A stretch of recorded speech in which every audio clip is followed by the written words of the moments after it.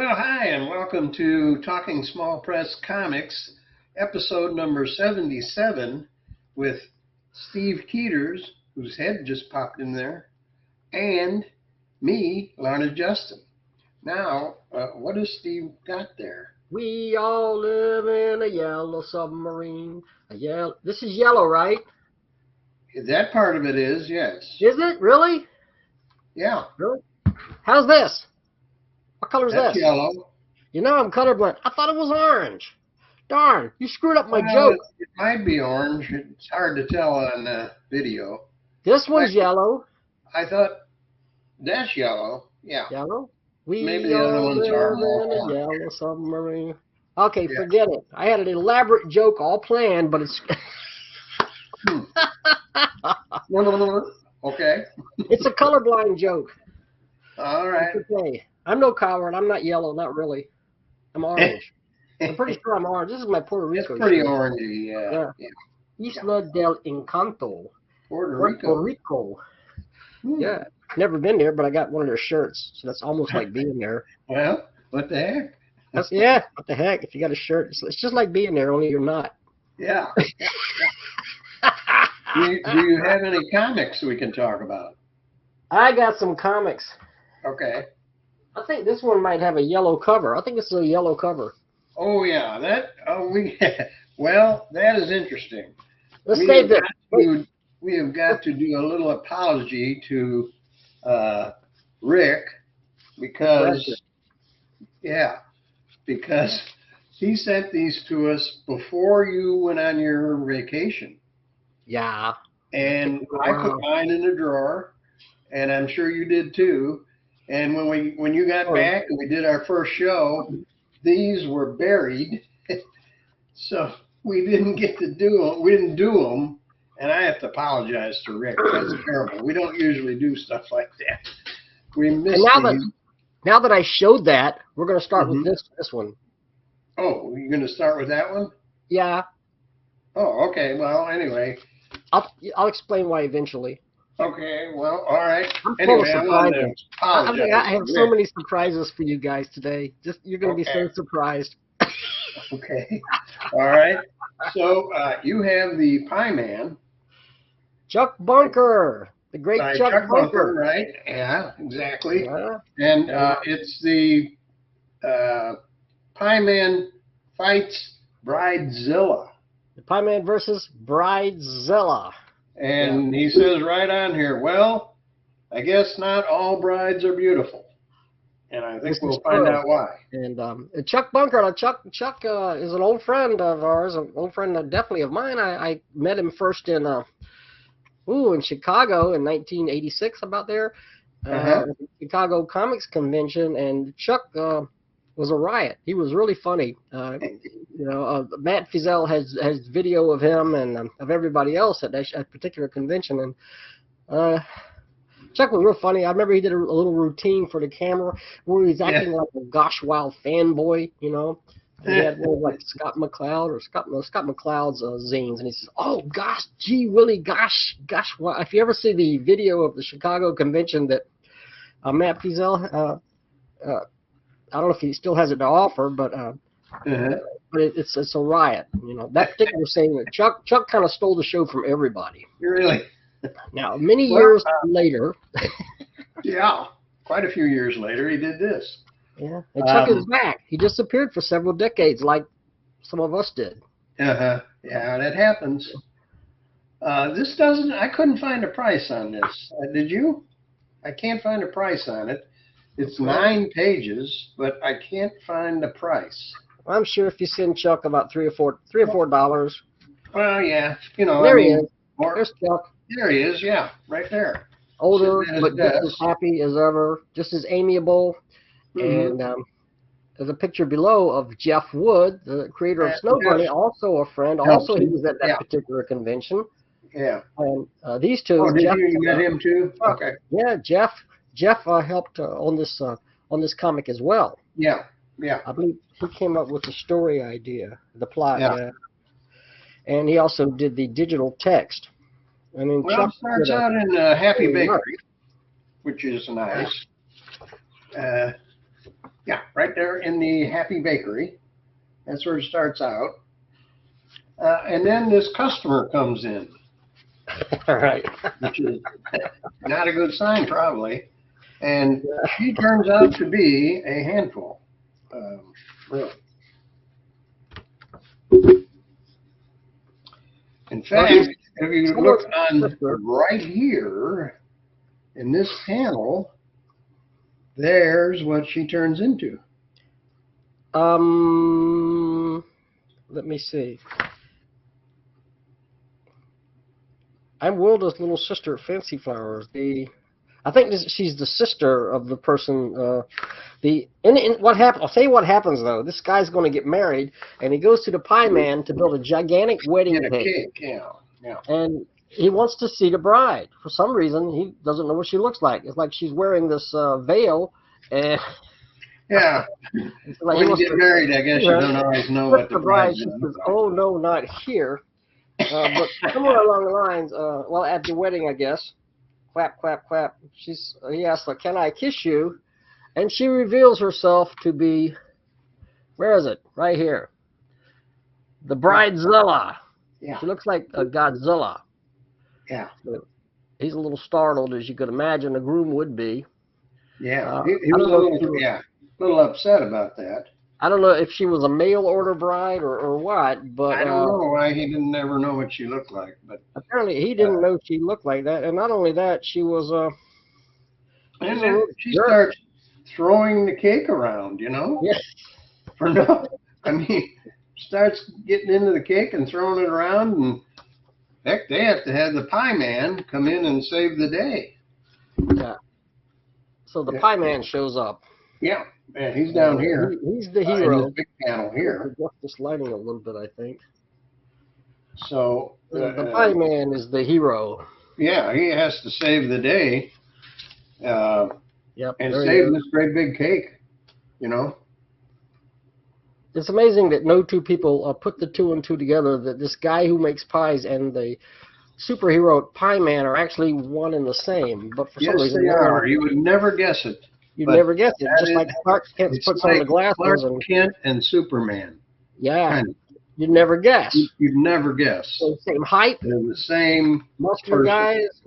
Just put on the glasses and nobody knows who you are. You couldn't tell who he was. That could be like me. Who knows who I really am? If I take these glasses off, you people might be astonished. Probably. I might be like Elvis or Ronald Reagan or somebody, you know. And then we have incoming pies. So there's letters and things like that in the back. Yeah, and that's why there's a letter here from Rick Bradford. You see? Of Poopsheet. That's why you were waiting? That's why I was waiting. Okay. So there's a Rick Bradford reference right here. So there you go. Anyway, there is one more story in here. A two-page story in the back that I don't want to give away, but it is in here. Zilly Zachary and Grover Toledo. There's another one. Floyd Flamdoozle. These are characters that Chuck has had for. I mean, these characters have been around for 40 years or so. You know. Yeah. Have they? Chuck still drawing. Zany as ever. Still doing crazy offbeat stuff. And then he advertises the next issue. There's the next issue coming out on the back page. The Muffin Man. The Muffin Man Rises. What a title. Muffin Man, probably versus the Pie Man, you think? Whoa. Yeah. Oh, that's the Pie Man there. Yeah. Maybe his muffins are competition for Man pies. Yeah. I don't know, man. I don't know. You gotta watch out, you know. We'll find out in the next issue. A black coat and a black hat. Yeah, that's always a bad guy. You know something's up right there. Yeah, that gives it away right there. You know he's a bad guy. Yeah. Got to thank Chuck Bunker. Chuck. Yep. Sorry, we meant to review it last time, but Larned didn't get his copy in time, so no problem. Same with Rick. Similar. Yeah, I was just going to say, Rick sent these. They're just samples of the kind of things that he has in the database. And Yeah, if you don't know one about by Rick Brad Foster here. Oh, you got Wag Rag. isn't that what you're looking at? I was going to look at the Brad Foster one, but Well, this is it's Wag. Wag Rag. Okay, Wag Rag was on the outside here, and all this other stuff was on the inside, and it's all falling out. And it fell out. Yeah. So yeah, but I thought this just was a meant to be two-page like, story with some cool art. yeah, A little bit small to read, and this print here is a little bit small, but yeah. anyway, that's that one. Well, And that is by, let me see, Mark David Dietz and George Ehring. Well, you see what's on the back. What's on the back? Now, let me tell you about, I want to say something about Rick Bradford really quickly, and I'm going to show you something. Okay. Rick Bradford has been publishing Poopsheet. Right. He published Poopsheet for decades, for many years. Here's an issue. Let's see, I got an issue here. This is from January 1994. And he used to publish this as a digest and maybe a mini-sized magazine as well. Mm-hmm. But it was a way to get in touch with other people. Has a lot of information about the zines and all that are out there, the comics that are being made. And he mentioned something in here, and I just happened to see it, where the Poopsheet was relegated to the back of this Wag Rag. So, well, actually, it's online. You have to go to his website because it's very comprehensive. And he has an as comprehensive. Here's what I wanted to ask you. Maybe you know. It's a database of comics, but it's not a distributorship, right? He doesn't sell those comics. Rick is trying database, right? Rick is trying to collect information about every single small press comic or zine ever published. Right. And if you go to his Poopsheet website, I'm sure Larned will put the link down below. Yeah, I'll have all that info on the everything I've ever published. In fact, he told me that I got a message from him, and you know I used to do a Beacon. The Beacon is a character of mine. I didn't create him, but I've been writing for years. And he mentioned that see, I have been sending out a Beacon Christmas card. I used to send it out every year. There were a few years that I didn't. I sent one out the year before last, but I don't think I sent one out. But it's a Christmas card with my character, the Beacon, and it's a joke, but it's a Christmas card. And so Rick said he didn't realize, because he's putting together this database and he's putting together information about the Beacon Christmas card, which I'm surprised to see anybody doing that. He said he didn't realize how many there were. So yeah. So that's kind of flattering. I appreciate that, Rick. He sent a little note here. Let's make some comics, and he gives you some ideas to make some mini comics, which I might use. They're kind of good ideas there. You know, you could do one weird clowns. That would be good. A self-portrait. One on eyeballs. Eyeballs, yep. Yeah. Weird insects. That'd be a darn good comic.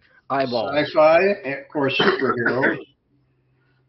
And Marvel, DC, superhero, humor, or spoof.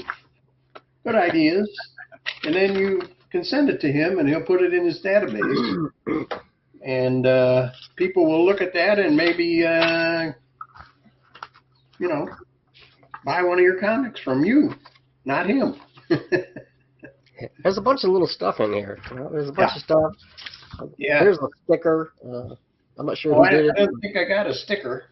You didn't get that sticker? He probably sent you stuff I didn't get, and me stuff you didn't get. And no, I might have got that. I got speaking that. of Jeff Wood, here's a bookmark drawn by Jeff Wood. I got that. That's kind of cool.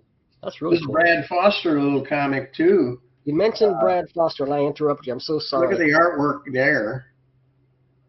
Weird robots. It's a couple pages. You know, only a couple pages, but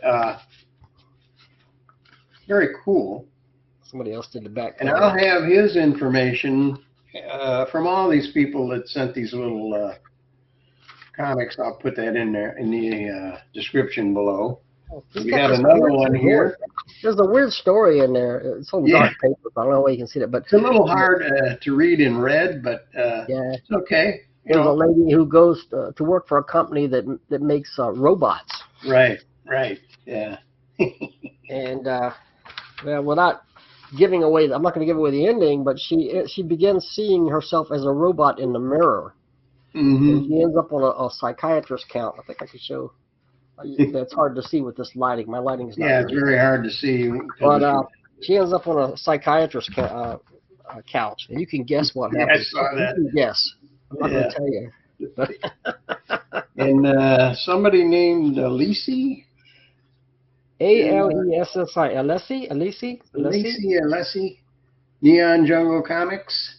Kind of once again, just a little mini with some wild artwork. Yeah, it's very punkish, very punk. Yeah. Free Manson. I mean, come on. Pretty cool. But yeah, savage looking back cover. If I don't, I'm trying to see if I have this person's address or not. I don't know, but if I think I do. I'll include that. Yeah. So anyway, Rick's it's on the inside of Wag Rag right here. Yeah, but I was trying to give the credit to these other. Oh yeah, the other guys. Yeah. This is cool because even now he sends out. This is kind of a sampler of stuff that Rick sees out there. It's worth sharing. Pretty neat of them. Pretty nice of them also to send that out. And we almost forgot about it. Yeah. Something called Blood Dessert. Adam Yeater. Adam. Yeah, that's Adam. Is that who that is? Yeah. It's in color. Yeah. Pretty cool. Very cool. I can see the blue. I am colorblind. Actually, I can see the difference between yellow and orange. I just screwed up my joke. But shades of green that I actually have a problem with. We'll have to deal with that some other time. I remember early issues of Tales to Astonish with the Hulk in them, and sometimes he looked more the green, and sometimes he kind of looked a lighter shade of green. But I remember that, to me, the lighter shade of green that they sometimes printed him in looked brown. But that's really? That's because I had this problem even then when I was a kid, and I didn't realize it. Green and brown kind of look alike to me, and gray, you know. Yeah. Nonetheless, I dye my mustache. I trust that that what it says on the box is true. It's light brown. No, Steve, it's green, a light green. I'm sorry. I should have told you that. Oh, man, nobody told me all these years. I'm sorry. I should have said something. All right, what's the next comic? Oh, we got so much stuff. This one's from, you got this one from John Muller? Yes, I do. This is from John Muller. And it's a UFO zine. Yeah. Now, he sent a little note or a little sheet with it. And this is, he calls it a one-shot. So this story... People don't always fill this out. Usually people don't fill this out. I know, and that really helps us a lot because we didn't know if this was a continuing story, that we didn't get the other, issues. But I don't think so. I think it's designed maybe to advertise an upcoming full-size comic or something like that. But look at the artwork. Because it's John Muller, that's the kind of artwork you get. Professional. Excellent artist, absolutely. Pro level artwork. Yeah, he's got a story in here about this little rabbit-like creature, some alien creature. He escaped from the body, and he's got a big robot body. Yeah, this lady is after him, trying to shoot him. Yeah. We don't quite know why, and maybe that's on purpose. But well, if you look, you have to look very carefully at that first panel. He was inside this robot body. It looks like she blew the head off, and his two rabbit ears are coming up out of this. So he was inside this armor. Yeah. And he comes out, and he's not such a tough looking guy. It looks like a robot, a little rabbit guy. So anyway, this is $2 from John Muller, $2, and it's 7 pages. And it's, I think, he calls it a one-shot. I think it's kind of maybe a prelude to something he's going to be doing. The UFO checklist on the back. It's a UFO. Yeah, I thought I got the UFO checklist. Yeah. He has lots of ideas, and his artwork is always incredible. His artwork is, when you see some like of his I said, covers, it's pro level. You know, some of the covers that he's done. He does covers Yeah. for Tetragrammaton Fragments, the UFO newsletter. He's done quite a few of those, and every one was outstanding. Do I have one? Let me see. You might. I do have one. Uh-huh. The most recent issue. He did this cover. Yeah. Full color. Nice. Yeah, that's John's artwork. Mm-hmm. Superb, especially on the science fiction stuff. Yeah. John didn't get a big head. Yeah, do get a big head. As long as it keeps you creating and it keeps you motivated, get a big head. I'm not sure what you mean by that, but okay. Yeah. I mean, I have good intentions. Yeah. Flattery will get you everywhere. That's what I've heard, you know. Uh-huh. Okay. Okay. Oh, my goodness.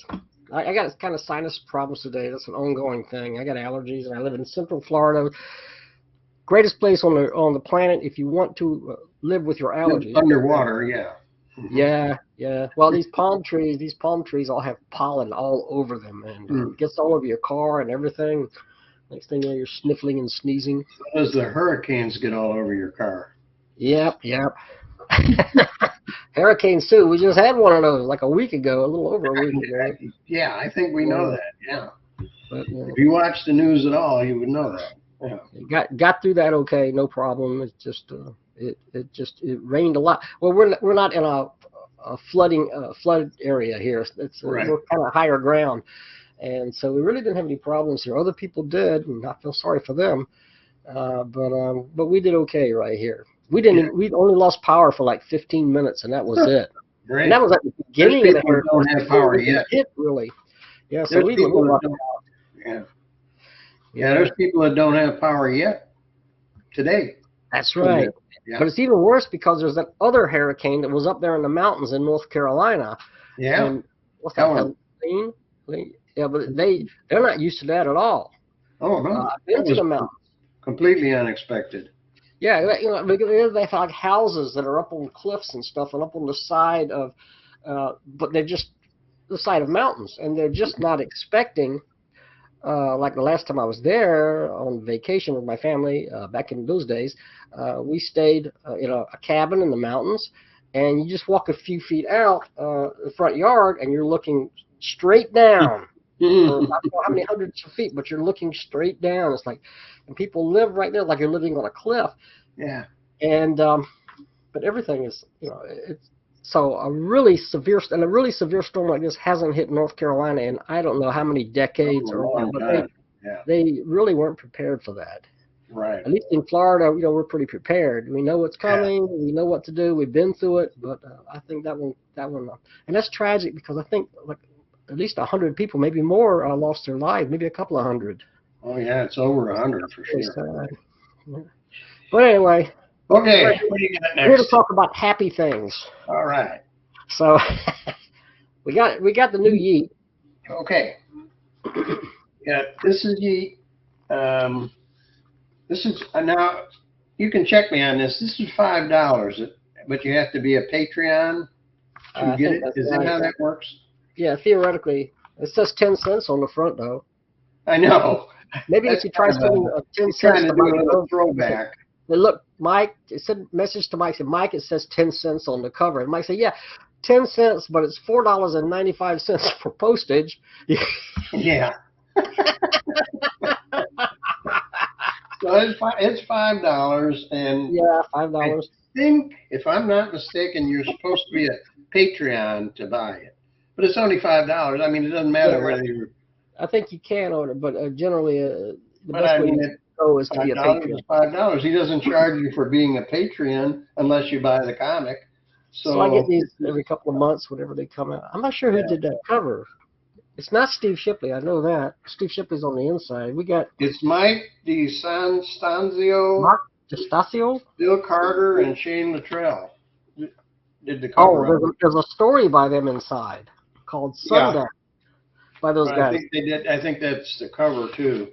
There's an ad on the inside front cover. It's a fake movie ad. Yeah. For a movie starring By Steve Shipley's Space Sheriff. Yeah. Steve has published several issues of Space Sheriff. And there's one tall, skinny cowboy there. One tall, skinny cowboy. It says starring Clint Westwood, Walter Brennan, and Sophia Loren. So it's not Clint Eastwood, Walter Brennan, and Sophia Loren. It's these other folks. Yeah. Because I guess Steve didn't want to get sued by anybody's estate or whatever, So, although Clint Eastwood's still around. Yeah. And then here's the first story in here. Let me get this. Here's the first story called Midnight Marshal in Sundown. Sundown's a little town. Wow. And that's the marshal there riding his horse. Yeah. So this is done in a flashback because you see him coming into town and he's already looking for some bad guys as he rides into town. Bum, bum, bum. I don't listen to good. Yeah. You get it. The good, the bad, and the ugly. You can see what he looks like here, because this is important to see what he looks like. You see with the bandana off, you can see his face. Okay, remember that now when you look through the story, because when it flashes back to when he goes home down in the second half of this page. Yeah. Is a flashback when he goes home and discovers that his family has been killed. Yep. His family was killed. Not just killed by anybody, but it's killed by... And then he kind of hits the bottle here, which anybody would do. Yeah. And so he's drinking pretty heavy. And then he hears a knock at the door. And the door opens. Now, this was a little confusing to me. There's a sheriff there, but that's not him. That's why I told you to look at his face. This is a different sheriff. The sheriff was trying to kill these people are vampires. Yeah, they turned into zombies or vampires or something. Yeah, I think they're vampires. And this sheriff is telling the original guy here, I forgot his name, John or something, get behind me. He's trying to tell him, get behind me, get behind me. Right. Because the guy says, well, that's my son. He says, no, that is not your son anymore. Yep. Okay, this is in the flashback. Yeah. It's not his son because he's been turned into a vampire. Right. A monster. So they've transformed his family and ends up having to battle his own family. Then it flashes back to the present day, and he's in that town looking for the murderers. I don't know how he knows who the murderers were, but he is looking for them. He knows who they are. And story kind of goes on from there. He's hunting them down. Yeah, he becomes the Midnight Marshal somehow at this point. He becomes the Midnight Marshal, dedicated to tackling forces that only go out at night, or the evil forces, horrific forces. That's supernatural forces. And these are the ones that killed his family, the first ones that he finds. But anyway, his sacred duty. No unholy monster is safe from him carrying out his nocturnal brand of justice. The Midnight Marshal. Yeah, so that's future stories will probably feature the Midnight Marshal doing some kind of zombie hunting or something. Yeah. And then we come to some stories that are related, but that are quite different. That's what I noticed that too. The theme in these stories is a little bit the same. It's like somebody killed their family and now they're going to get revenge, kind of thing. Yeah, this story by Len Miholovich, drawn by Phil Muller, has got superb artwork. Really nice artwork, as good as you'll see. Oh, the artwork in that is really, really good. Artwork. Yes. Excellent artwork in here. Yeah. Look at that. It has to do with another guy. This guy is the Sheriff Jones. He's a sheriff. Yeah, he's a sheriff. Of this town. And I almost think there was a real Sheriff Jones. I may be wrong. I was going to look that up. This may be based on a real character. I don't know. But, you know, he's trying to keep the town safe, and so he goes after these gangs and stuff. Yeah. But at one point, eventually, he meets his match. And I have to tell this part of the story because if you look at the Steve Shipley stories that follow this, they seem to be a sequel to this particular story. He meets his match, goes to his maker, but his wife survives. That carries on, yes. Yeah. And you can see this incredible artwork. There's so much expression here. The line work is fantastic. And she vows to carry on. And you think, right here she is with the gun. And you think, wow, what's on the next page? Did we say the artist's name is Phil Muller? Did you say that? Yeah, Phil Muller. Phil Story written by Lynn Mihalovic. Now, Steve Shipley has a couple of stories in here. Because now she's a widow, right? Steve Shipley has a story that appears to be a continuation of these other stories. Widow. I don't know how had he seen those stories before? It looks like he did. It looks like this takes off with the other stories. It kind of. Yeah, the same type of thing. Somebody has killed her family, and she is seeking revenge. She's a now, widow. I think a lot of cowboy stories are kind of like that, or what? I don't know, but she's going after the people who killed her husband. Perfect. Yeah. And she has a sidekick there, a Native American sidekick, and they work together.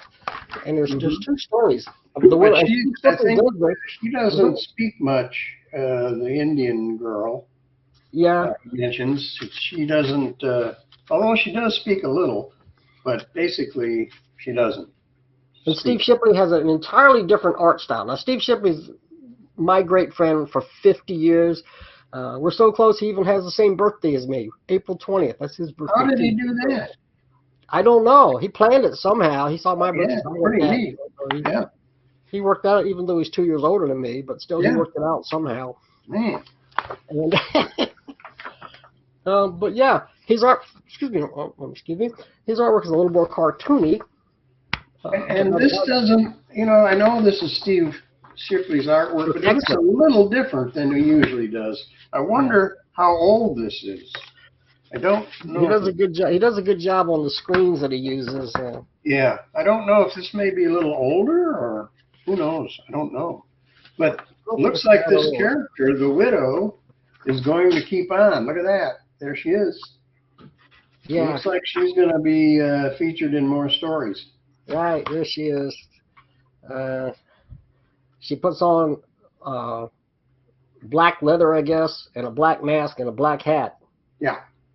The funny thing is that anybody who noticed the other lady that came into town, dressed in a white dress and all this stuff, I wonder if it occurred to them that if this black clad vigilante woman all of a sudden appears at the same time as the other woman, that they might be one and the same. But again, it's that Clark Kent glasses.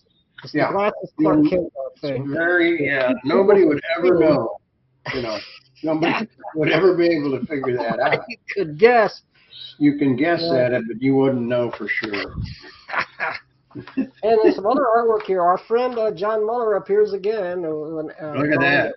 The two gun deaths. So obviously, this is an all-Western issue, quite obviously. This one is by Kent Clark. And this one, the Indian, is by Rob Cox. Look at that. Indian. Woo, nice. And this is really a good issue of Yeet. We even got a little Joe Eli Corrales at the end here. Our buddy Joe Corrales. He's got something right at the end there. So he must have something planned. I think whoever started this Western stuff, was it Steve Shipley or was it somebody else? Larry Johnson is doing Westerns. All of a sudden, Westerns are not in the theaters, but in the comics, at least in the small press comics, Westerns are in now. They're back. And so I think this is a fake ad here from Joe Corrales. Joe. The Improbable Girl and the Wonder Kitty. I think it's a fake ad, but it's cool. Oh, it's supposed to be a TV show. Yeah. Tuesday, September 17th. Check your local listings. The Yeet Broadcasting Networks. The Yeet Broadcasting Network. Yeah. All right. This is probably best Very issue cool. of Yeet I've seen in a while, and there are a lot of good ones, but this is a really good one. This one's kind of stands out, you know. I like that one. It's different. Dare to be different. And Mike Jones and all his friends, whom we all are, they're doing it. They're being different. Well, we got one more. We got one more, and this is a whooper-doo. Yep, This is really something. This one is a butt kicker. Tales from the Morgue. The King Kong issue. Issue number 9. And this is from Ken Leach. This is number 9. And I'm sorry, I don't remember getting any of the other ones, but I would have liked to. I have most of the other ones somewhere in my collection, but maybe all of them. I'm not sure, but. And this is $7. It's been around for a while. Tales from the Morgue. $7. I don't know how many pages. I didn't count them, but they're not numbered. But you see on the inside back cover, you have this is Ken himself. Yeah. So there he is right there with a young lady. He's on the top of the building fighting off the airplanes. And it looks exactly like him, I can tell you that. Because I have seen him. I think we have an old video of the Chicago I mentioned this earlier, in 1986. Yeah. I think I saw him in that video. Ken, were you in Chicago at that convention in 1986? Because I swear I saw him go by in that video. And I'm pretty sure it was him. So, yep, and apparently he hasn't changed a bit. It looks exactly the same, at least by this drawing. Now, the first story in here is by Tim Corrigan in 1993, After King Kong. Okay?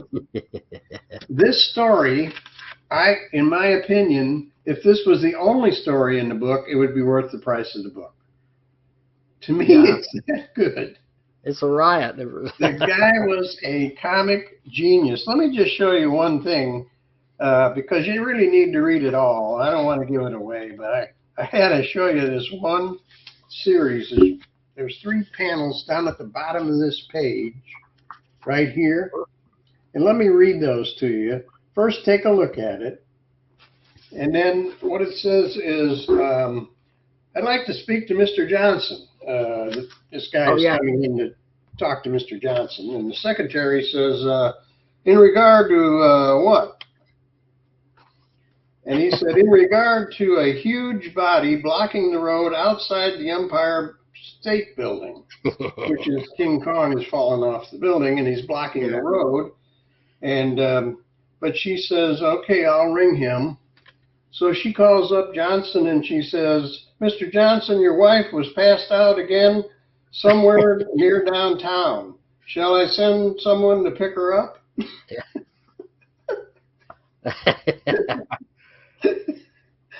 To me, that's very funny.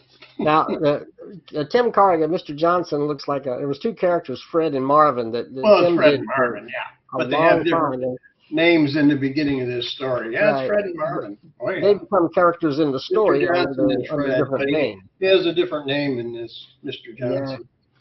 Yeah. So, oh my gosh. He's not worried about this giant gorilla laying outside, you know. Yeah. King Kong is falling off the building and he's laying in the road. And they are telling Marvin, you better pick him up. You better get him out of there. You know, that's what this whole thing is based on. He's running around trying to figure out how to get a giant monkey off the street. Yeah. And then his wife shows up. This guy, Mr. Johnson's wife shows up. She's no sweetheart. I mean, she's hideous. I think there's even a note here where he's saying she looks worse than King Kong, and she looks worse than a gorilla. Yeah. Well, she said, "I need some more money for booze," and he's like, sweetie pie, he's romantic. Darling, you look simply ravaged. Not ravaging. He says, you look simply ravaged. What can I do for my sweetie? But this is a hilarious story. Tim Oh was my so gosh, great, very man. Tim funny, was so very great. funny. This stuff, he could Tim just sit there and Corrigan draw was a genius at comedy. Yeah. Comedy He could writing. sit there and draw this He stuff was off the top of his head. so good. So, yeah, in the end, the mayor is angry at Carl Denham, spelled D-E-N-I-M. Denham was the guy that got He's King angry. Kong. Yeah. He wants to throw him off the Empire State Building. Well, he's going to throw Marvin off because he didn't clean up the mess. But yeah, there's a giant gorilla laying in the street there. They don't know what to do with it. He goes to a taxidermist and everything, trying to figure out how are we going to get rid of this thing. He tried everything. He even went to McDonald's and talked to Ronald McDonald. Ronald McDonald, yeah. Tried to help, get somebody help him. Yeah, so it's just a riot. It's just a riot. But then this comic does not stop there. It just keeps going with all kinds of King Kong one-shot comics, little strips, all kinds of stuff by everybody you can think of. Yeah, everybody in small press that you can think of is in this. Alan Freeman has a very realistic page showing the creators of King Kong, the actors, etc. And but there's a lot of funny stuff in here too. I was just going to say, look at the artist list. Yeah, in the front. Maybe. Enormous. I don't know if you read that on your screen or not, but Dan Gardner. Everybody you can think of that's in small press except me. Don Martinek. I wasn't in this one either. He asked me to be in the next one. Now, he's actually going to do Aliens. Next issue is going to be an Aliens issue. So I'm going to do something for that. I'll see what I can do. We got Tommy Hearn. We got several pages from Larry Blake. Yes. Apparently sent in just right before he passed away. He sent these in. Yeah. So they're very special. That's toward the back of the book. But here's a story by who is this? Eric Jansen, the Shadow Avenger, stamping out crime. This was drawn in a rather more realistic style, and yeah, the Shadow Avenger. Look at that. Isn't that cool? He's been captured. He's he's a hero, and he's trying. He gets captured by these mob guys that he's trying to eliminate them, and they almost eliminate him. It's really dramatic, and you get to the story at the very end. He's trapped at the end of an alley. Should I show them what happens? I guess you could. The bad guy chases him. Well, I was going to say one thing first. What do you got? He's a superhero. Got his hands tied behind his back, and he can't get them undone. Right. So go ahead with what happens. He's kind of like the Punisher, I think. But he does eventually get free, and he runs to the end of an alley, and this guy in the bowler hat here, whatever you call it, is right behind him. And this is the end of the line when all of a sudden this big foot comes down. King Kong fella. Yeah, so you wonder, how does this relate to King Kong? Well, there it is. There it is. Wow. Just happened to step on this particular guy at this particular time. Whoa. Right in the opportune moment. And the story is because it's dramatic, it's serious up until that moment. That moment is like there's the punchline. It totally breaks the serious part. A lot of stuff in here. We got somebody who did David Hubbard, who did some AI cartoons of King Kong and Godzilla. Yeah. There's a page here with some one-panel comics. Joseph Morris has one down in the corner. Yeah, John Lampert has a bunch of stuff here. There's a lot of Cal Crum has one in the top. There's a Cal Crum. Here's Dan Gardner again. Some guys going through the jungle.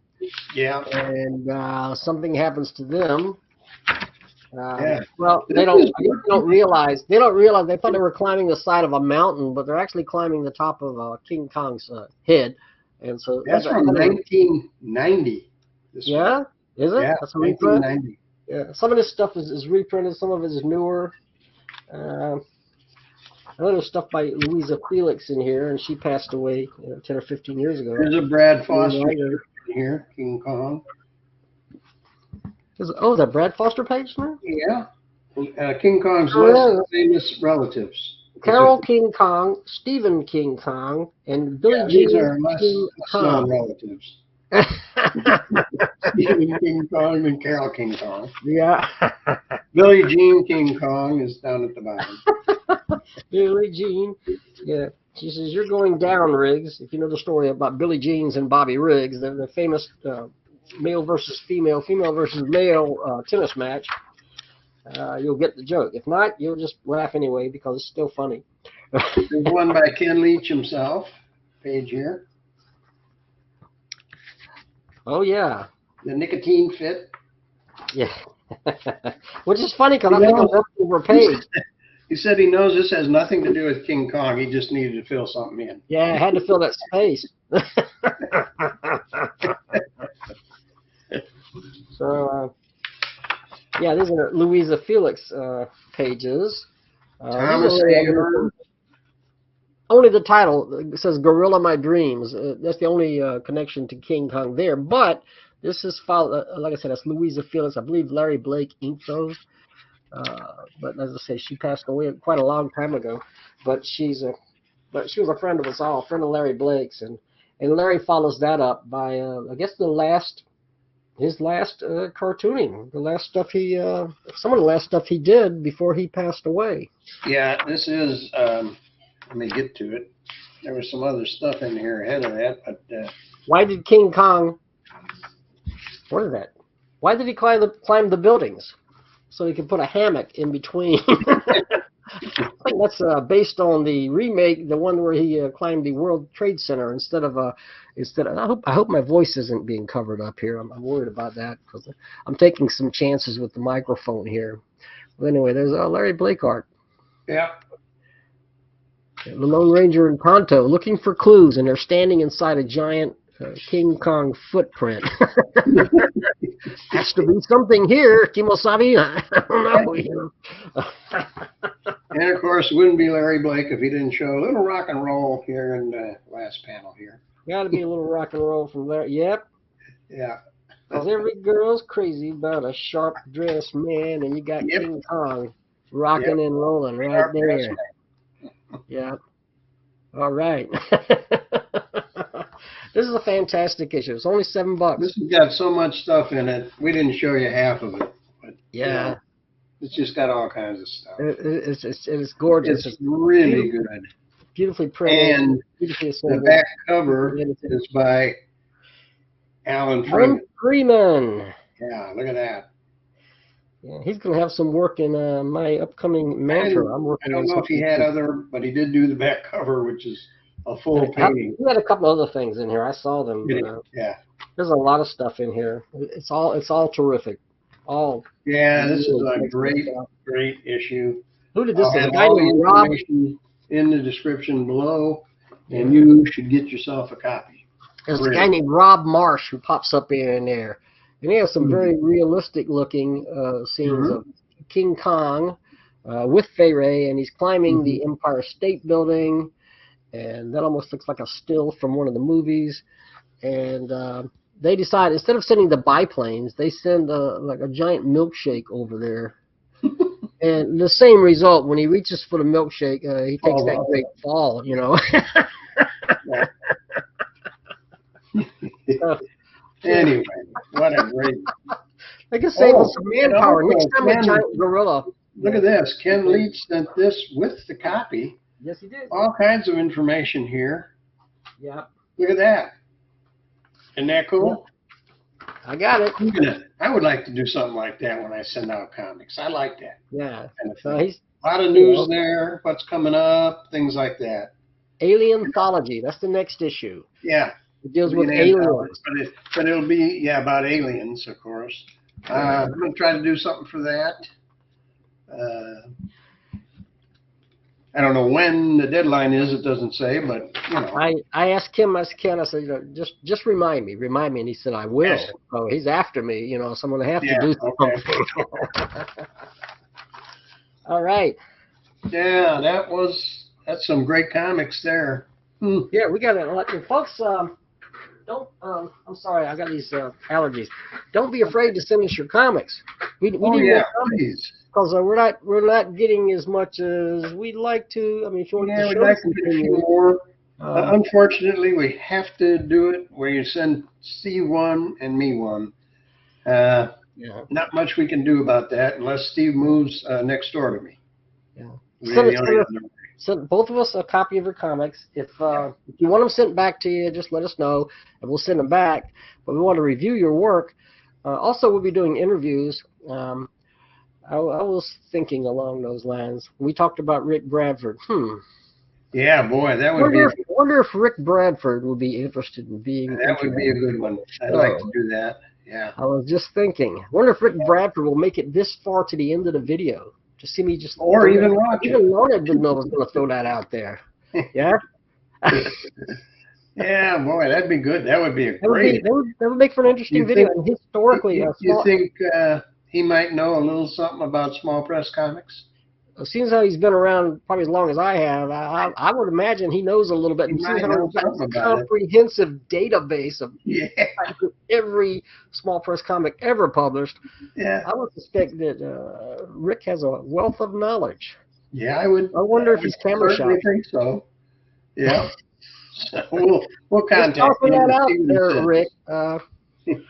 So maybe we'll see what happens. And you guys send us your comics and we'll review them. And again, if it's a problem, if you're worried about losing money, we'll send them back to you. Or reimburse you the cost, whatever. I have no problem with that. We want people who haven't sent us anything before. It would be nice if we'd like to expand. We don't want to review the same people's zines every time. Different things. We'd love to do that. Yeah. Yeah. We don't come on here and trash your comics. We're all about supporting small press. We're not going to go in here. Oh man, this drawing looks terrible. Show it to the baby. It'll scare the heck out of her. It's not going to. We're all about supporting and encouraging people to do small press. Right. I can tell you that doing comics for 50-some years and publishing zines and all is really, I mean, my life would have gone a totally different direction if I hadn't. Mm-hmm. I'd have been better. I might have been a baseball player. I don't know, or a movie star, But it was but totally this defines you. Once you're into it, once you fall prey to the small press bug, that's it. You're addicted, and it never ends. Even people who've disappeared for 20 or 30 years, they come back. I see it time and time again. I did want to mention one more thing about us looking at showing your comics. We do get about average 130 views, so that's 130 chances that you might be able to sell a comic book. We might have got more on that last video. I think we might have got. I'm just saying that's average. We do get more than 130, but the average. For a video is around 130, and we think that's pretty good because this is a kind of a niche, amateur comic books, small press comic books, whatever you want to call it. Yeah. But then you get people like John Muller who does pro level artwork. You never know. Yeah. So yeah. Anyway, there's so much great stuff out there. I mean, just look. I mean, there's so much great stuff out there. Yeah. And these are the ones that just happen to have color covers, so I grabbed them. And these covers are in color, but they might not be in color, but it's still a lot of fun. Yeah. The thing about John Muller, this cover is very minimalistic. It's just a title and a UFO symbol. But once you open it, it's a great comic. Boom. Great comic. It's a letter that he sent me over here. Yeah. But so there's a lot of there's some really talented people out there, really. Yeah. And we're looking for more talented people to show off. So if you do comics, think about sending us a copy each. We'll promote it. All right, you bet. Okay, we're gonna wrap this up. Maybe we usually go about an hour, and I think that's about what we did here. So. Yep. About 55 minutes, okay. Yeah, so we can say goodbye for now, and we'll be back either with an interview or with some more comics. So Make sure you subscribe and hit that bell notification button so that you will know when our next show is up. So, all right. We will see you next time. Live long and prosper, or something like that.